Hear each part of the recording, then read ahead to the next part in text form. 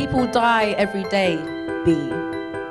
Now, that's something that one of my young people actually said to me in December, just this December gone.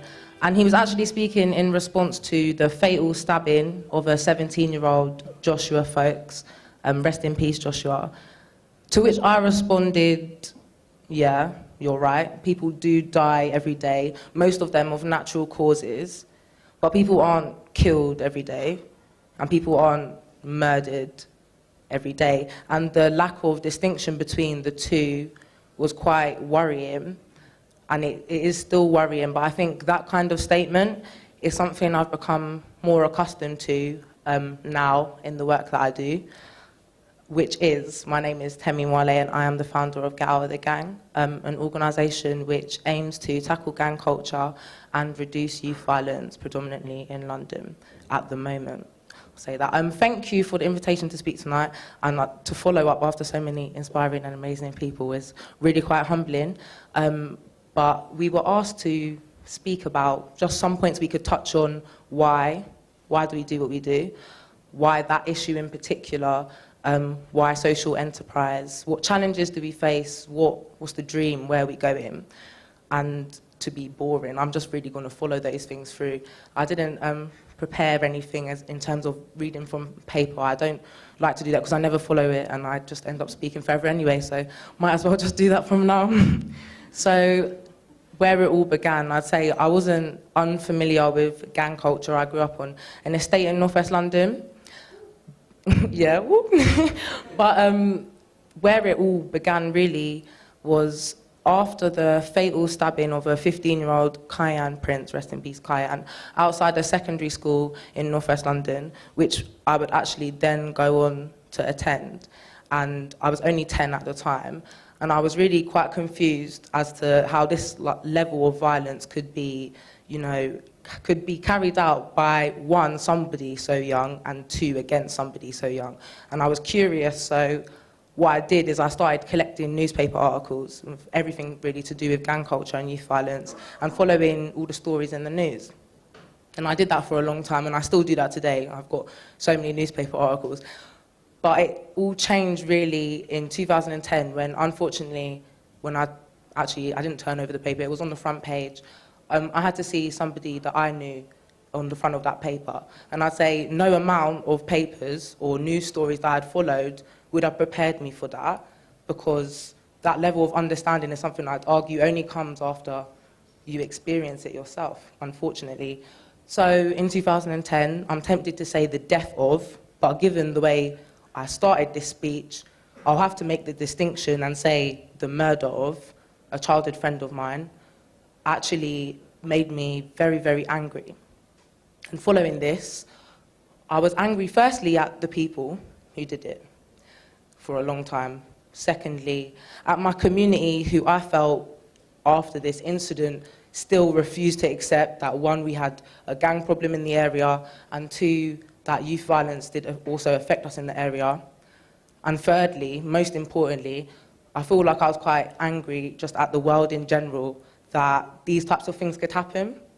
And I was really confused. So it took a long time to channel what I'd argue is the most negative experience of my life into something which I see now as quite positive. What I do today, I do think it's positive.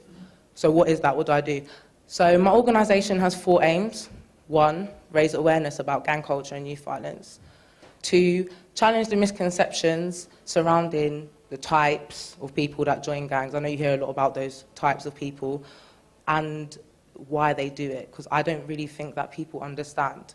Thirdly, most importantly, the 3rd and 4th aim actually, to support those who are currently involved in gang-related issues and facilitate their exit strategy.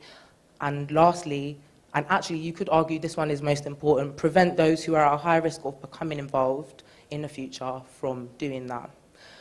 And, excuse me, in those 4 aims, what challenges do you face? Well, lots, to put it simply, because a hard day at the office for me, like all jokes aside, will involve somebody being arrested, somebody being the victim or perpetrator of a serious attack, or worse and most serious, most challenging for me personally is when someone actually loses their life. And to put things in perspective, that level of challenge really does drive you forward. And I think that level of motivation is unparalleled to anything else that could happen. Because when somebody loses their life, it does put it into perspective and you realise, actually, that's the issue I'm working with, it's life or death.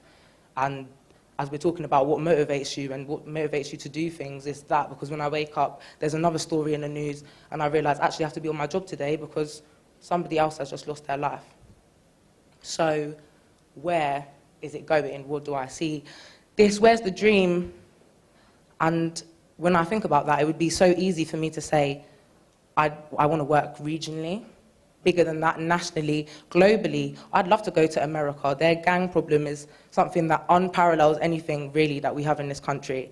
And I would love to do that. But there is a goal that's beyond that. And actually, I think a lot of social entrepreneurs and people who work for charitable causes would agree that the main goal is that one day, technically, this wouldn't be my job. Because every day, what actually motivates me and what I strive towards is a day where I won't have to do this and my services would be redundant because I wouldn't need to go into schools and try and do prevention and tell young people what is involved in being a part of a gang, or working with people who are unfortunately faced with the decision, I would argue is not a decision, at such a young age of 14 or 15, where in certain circumstances they feel like their only choices are be stabbed or stab someone. Now, in 2014, in London, I don't really think that's a choice at all, and I think you'd all agree with me when I say that. So what I want to finish with, really, we were asked to leave you with a thought, something you can take away. I hope you feel that you can understand where I'm coming from. It's directly from actually a really negative experience, and as I said before, probably the most negative experience that's ever happened to me. And we all have negative experiences, so I would just like to know and leave you with a thought to reflect on what negative experiences in your life can you change into positives. Thank you. My name's Temi.